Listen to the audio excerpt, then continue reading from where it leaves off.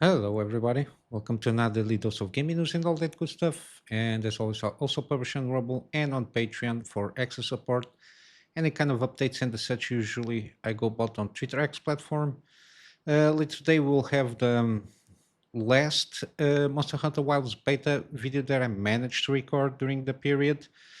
And probably after that, I will publish Midnight Suns episode also. In the beta video, the last one, I give my overall thoughts. Given that my main concern at this moment in time with the video with the game, it's the optimization state at this moment. It's playable if you use upscaling and the such, but I think more optimization should be done. That's my general opinion in what I experienced there. Other than that, given that it is the first Monster Hunter games that I experienced, I did have fun with that, trying to learn the ropes there. But other than that, basically that's my overall opinion on the beta at this of the game at this state as a beta. Hopefully, they will launch a demo like a month or so before the game launches. Hopefully, we'll get some improvements in that regard. For other things regarding more technical stuff, for the weapon stuff and how it should be or not be, the differences, I refer to Rurikhan and to Ratatorsk. I left their channels in the description of these videos. They are pretty good in that regard, and I do follow their videos regarding Monster Hunter, so I can get a better understanding of the systems that are in play in Monster Hunter. But yeah, basically that's it regarding channel news. Let's go to the thing here, which is now we got the 9800 X3D review roundup. I watched Hardware Unboxed. I watched almost the entirety also of Gamers Nexus. There are a lot of guys that I usually you will check out their reviews regarding CPU stuff, but the overall sentiment seems to be that at least 8% on average and up. In terms of gaming, regarding the 7800 X3D, there I think there is no scenario except for one game. I think I don't remember which one that Intel CPUs still do perform a little bit better. Other than that, it beats everything. The 9800 X3D, and even on productivity workloads, it does perform considerably better in terms of deltas. The same way that you compare, for example, the 7700X and the 7800X 3D, which are basically the same CPUs, one with extra Vcache. Again, the delta performance or uplifting performance comparatively, the 9700X and the 9800X 3D, the performance uplift is even bigger in terms of delta comparatively to the Zen 4, which is pretty interesting there. And again, it maintains itself on check in terms of how much energy it wastes to create that performance there. Again, in some cases, Intel CPUs, when they manage to try to compete in the same area, they had to spend double the amounts of energy to deliver the same kind of performance, which is very interesting by itself. But yeah, that's the overall thing regarding this 9800 X3D. So it's the new king of the hill in terms of game performance, and it's still pretty excellent on terms of productivity workloads. Interesting enough, I think it's Photoshop that it takes the reins even from other CPUs, which is interesting. Yeah, pretty good. I will recommend usually Hardware Unbox. They usually try to figure out in terms of performance, price to performance, and they try to see it also holistically how, in terms of price regarding a full system. Which is basically the CPU, motherboard, and memory, how it performs well in terms of which kind of frames that it achieves in terms of price comparatively to other CPUs. So it's always helpful in that sense for you to manage and get a buy if something that you are looking for. In the other stuff here, we got PS5 Pro also came out in terms of reviews. I think it's now available. Regarding the PS5 Pro, my curiosity is mainly regarding PSR or PSSR, which is the upscaling technology. I think it's the FSR4 version of to the competition regarding upscaling technology to DLSS. And this developer from Naraka Blade Point, again, it's a competitive game shooter. I don't know. My overall thoughts is more regarding how they see it performing comparatively with DLSS, given that there is a PC version of this game. And it seems so far, given that we know that if FSR4 will be AI upscaled, and given that PSSR is basically based, it is going to be basically the FSR for how it delivers in terms of image quality regarding the benchmark of upscaling, which is DLSS, and it seems that the overall visual performance is similar with minor differences in some small details. Again, very broad term used here, but hopefully AMD can catch up on DLSS with this FSR version using AI to upscale to use in their upscaling technology. Because again, if you're basically mandated to use upscaling to play favorable rates at a good and decent resolution, at least that could hopefully it is at the same level of DLSS. Usually, most games that are using FSR, you can, especially, AMD GPUs, they can use Intel XeSS, so which performs similar to the DLSS. And I used the Intel upscaling on the Monster Hunter Wilds footage that I record there to achieve playable frame rates for myself and also for the videos that I recorded. And it seems pretty good. Again, I'm not very technical on that, but I never managed to uh, kind of spot the differences between FSR and Intel upscaling technology. But from the reviews that I saw, Intel does present better results than FSR, at least the FSR3. We'll see how good FSR4 is going to be. That's my main take that I wanted to take out of the PS5 Pro. Again, this console brings a little bit more extra power in terms of the GPU size of things. Interesting enough, on the breakdown, somebody found that it comes with 2 GB of DDR5, which can be used more for having the system, because then it has also 16 GB of VRAM. Before that VRAM was shared between the system and the games. So the budget of that VRAM was distributed for all applications that the PS5 was running. I will assume this new 2 GB DDR5 is for the system itself and run things on the background, and then try to leverage the rest of VRAM just for gaming purposes. At least that's my sense. Again, I'm not a console guy. That's the takeaway, overall takeaway that I get from the PS5 Pro. It performs better, delivers better visual quality and more frame rates at 4K resolutions. Some of them you don't need, they don't use the upscaling there, but when it needs, I think it delivers better results. That's my take there. Um, yeah, basically that's it regarding PS5 Pro. It's the upscaling there.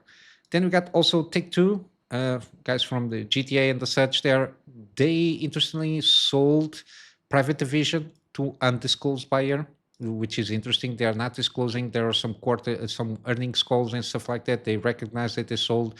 They are not saying how much they sold and to whom they sold, which is very interesting. Private division seems to be kind of a publishing arm from Take Two, which was more publishing like indie games and the such, or double A games in that genre there. And I think from what they are telling us, Take Two Interactive, they sold this because they want to focus more on AAA games, or things that bigger stuff, let's say.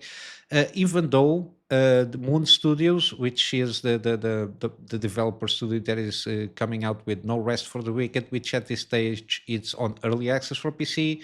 They seem to be improving every month on the game, working on the game. to deliver more content and everything, and supposedly will launch the full release on April 18th next year.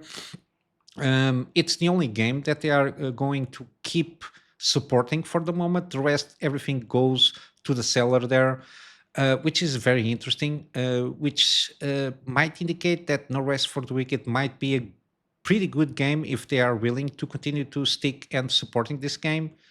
At least it's the message that it's going through. But yeah, very interesting, and probably we'll see some layoffs afterwards. It is acquired again, trying to fine tune the personnel and the resources there for the new buyer. Probably they were going to lay off some people here and there, but that's business as usual at this moment in time. And then I got another news here that Steam game recording is now available to everybody. There was a beta. I remember seeing this, that there was a beta regarding this, which is basically a screen recorder. Then you got all the ease of use of sharing on Steam. There is also this game recording functionality is directly built into the interface. So it's with the Steam overlay, you can have I think the shortcut keys and everything, so you can record. There is kind of an editor to a certain degree to cut down clips. There are also markers that you can add for highlights, which is very interesting. There is like two functionalities here, which is background and on-demand recording. Again, the former, which is background, will always be running and is set to user saturation or storage limit, and the other one, which is on-demand recording, it just you can toggle on or off when it wants you to record the stuff that you are capturing there. Yeah, everything seems interesting. Hopefully, it's can compete with other software, given that you already usually run Steam when you play Steam games. But the fact that it can also be integrated in non-Steam games, if you add it to the library. I don't know how you do this. I never did this because usually almost all games that I use on Steam, that I buy are on Steam. The other games that, for example, I have on GOG or even on Epic Game Store, I have my own software recording that I'm used to play around. So I probably will not use Steam, this Steam recording function. But it's good to know that it's there, given that you already have the app installed and the app comes with this integrated. I think, and again, usually when they commit to something like this, they usually do it in a pretty good way. So hopefully it will be seamless, will not eat resources, or at least doesn't eat a lot of resources when going about recording stuff there. But yeah, it's interesting functionality, extra functionality, so an added value for this platform, something that, for example, Epic Game Store doesn't have. Again, it's these little things that adds the value of using an app like Steam, where you can buy games. You have always some promotion and some deals happening there. Something that you don't see too much, even in terms of communication, the budget system, and even the store that you can trade stuff, the marketplace there. Those little things add up a lot, and in terms of value, uh, in terms of the competition, with in this case is Epic Game Store, that is trying to be the competition to Steam, which at this moment in time is impossible with the functionalities that they are providing to the customer. And then lastly, we got here, supposedly yesterday was elections in United States. Supposedly Trump won. I think all the votes are counted and everything. I usually don't like to comment too much on politics, even though I have my own opinions and I try to keep myself informed the best I can. Given that, interestingly enough, in the Middle East, in my case, United Arab Emirates, the place where I'm at this moment in time living. There are a lot of stuff that is influenced by the United States, so I try to keep myself on the loop regarding that. But here, how it is affecting the gaming industry, it seems a little bit too crazy to not even a movie can have this kind of plots. Again, hard cannot imitate life itself in this case. But yeah, there is a prediction from Grams, and I think to a certain point, again, he is quite right. Given that we saw a ramp up of what we are seeing now happened a lot from 2015 and onwards on the first term of Donald Trump, a lot of social commentary and this kind of wokeness stuff there that it's been happening on the simmering on the background. It started around this time period on the first term, and we are seeing a lot of the scenes that were sold at that time that they are a lot of people are harvesting now, and a lot of manifestations of that. I don't want. I don't want is I don't know how to properly enunciate what I want to say, but yeah, the fact that this protest per se and the Grams prediction, I think it's very much in line with what I think it will continue to happen, which is basically AAA devs will try to double down and get an even stronger protest message out. This will tank their games even harder, and investors will eventually punish them in the stock market until profits reigns over insanity. Again, 2 years to stop the spread. Don't forget to identify as a non-binary, which is going with the flow. It's basically what I identify myself with. Uh, to a certain extent, I don't like covering too much this because it's tiring for my brain. I have my work to focus on, and I try to focus on at least positive news as much as I can. But yeah, this thing will continue to spread, and they will keep forcing. It's going to be like the final push until companies and investors will start to get annoyed. So the shareholders will start to get annoyed with this stakeholder capitalism that they exists in these companies. They will cut off stakeholder not investment but stakeholder fiduciary responsibilities, and they will put their profits in line with what they want to see, and they will see that these products that are being launched, it's not good for their portfolio by the end of the day, and they will demand quality over messaging. Because we got, for example, I've been watching some videos from Dragon Age Velgard in terms of the dialogue. It seems like a session, a struggle session for the people that wrote there. Seems like trying to write their own diary in their own words, trying to they call it trauma dump now, which is kind of a little bit in line what they're trying to do there with the dialogue. It's completely cringe, and to certain degrees, if you again. Some scenes that I see, it's very uncomfortable to see, because if it was in a different people or different genders role playing the same situation, I think we had a lot of articles demanding for boycott of the game itself. But yeah, again, this prediction also comes after I think this past week. This guy Grant Roberts, who worked at Sweet Baby Inc., he says the world is in its way. Sorry, is the way it is now. These games are more inclusive for people. I don't know which people they are referring here to. Games are more authentic, nor they're not, and it doesn't matter whether you think that's true or not. It's happening.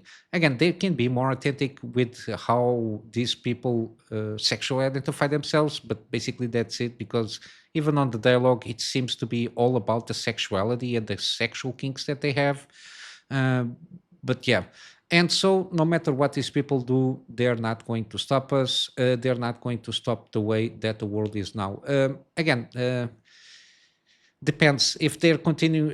They will try to squeeze out of every cent that they can by, I don't know, selling themselves, have some kind of inclusivity, and that trying to sell themselves with a lot of studies, that false studies they present, that it's good for sales. But again, the prediction of Grumps is going to be happening. It will take time. It's not something that happens from one day to the other. It's something that takes time, and it will start ramping up. in a very short period of time, because companies can only take so much losses before they go down, and I don't think these kind of shareholders like to lose money overall. So yeah, I don't think this is going to pay off too much. And also, there was some the BAFTA awards. Again, I don't usually check those awards there. Similarly, the Assassin's Creed boss, so the overall boss of the IP, they admit that the company's DI policies are hurting how the company's games are perceived. Not only how they perceive, but how they are selling. So that's that. But he and Ubisoft will be moving forward with him anyway. Again, trying to double and triple down on stupid. He continued. He gave a lot of corporal talk, a lot of platitudes that by itself they are not bad, but taking the context of what they're trying to do, which is double down on DEI, they don't look good. Um, one of these here is ultimately we believe that the diversity and riches of the human experience is what helps Assassin's Creed resonate with players across the globe, and we're committed to standing firm on that foundation. Again, if it was true and honest, I think it would have reflected by itself on the upcoming Assassin's Creed Shadows if it was really about the human experience, which is not. It's about, again, how they identify themselves sexually, and how they display their mental illness on screen, given games, series, or movies. It's all about that. It's not the real human experience, because human experience by itself is not how you just like to do stuff in bed consensually. It's way more about than just that. But yeah, basically that's it. Again, I do agree in overall terms that, again, they will try a little bit harder, try to spend their last shells in this war per se, and it's not going to go very well, because again, people tend to forget, or some people tend to forget, that gamers are customers, and customers pay for a product. If they don't like the product that they are seeing, they're not going to buy it, and because they're not going to buy it, they're also not going to play it. um, so there's a correlation and causation there. So that's why I think he is right, and we just need to not pay for these shitty products that we've been seeing from some time now, and we'll. It's the only way to pass the message there, um, in a more direct way. Is don't spend the money on things that you don't like, or and basically that's it. But yeah, other than that, this is it. Let's go for some gaming deals. We still have a couple of hours at least with Ghostwire Tokyo for free on Epic Game Store. So around, and my time's on 5 hours on time of recording this. On Steam, we got The Flame in the Flood. Seems a pretty good game, mostly positive, around 75%. Again, 80%, around $3. It's kind of a roguelike action adventure game here. It seems pretty interesting. Again, very cheap, and it seems decently good. We got also System Shock Remake. If you're not sure if you want to play this game, you got a demo here, which is always good. We got also Death Stranding Director's Cut, 50% off on the Director's version. I think it's the best version here. And then we got also Pacific Drive, 40% off the deluxe edition. Again, around 5 hours or so until the promotion ends on the base game. But I think the deluxe edition really do improve in some aspects and deliver more playable content here. And the price difference is not that big of a deal here. Then we got also Jusant, again, one of these interesting games that seemingly tells a story through the visual style there. And it's a kind of a climber exploration game. Very interesting, to say the least. And yeah, 40% off on Steam here. And lastly, we got Baldur's Gate 3. It's on sale, 20% off. Again, you buy the product and you play, you have access to everything that there is in the game there. So yeah, game of the year last year, I think. And again, overwhelmingly positive, 96 percent positive reviews there. Again, it's one of those that I really want to try out one of these days. And yeah, basically that's it for today. I will just wrap up with a plug on my Patreon here for extra support. The extra support at this moment in time is for me to try and focus on a better storage solution so I can have backups of stuff that I do for my clients and also some videos that I do for the channel. But yeah, with all that said, I hope you have a wonderful day. I will see you in the next one. So until then, Kunamy Master out.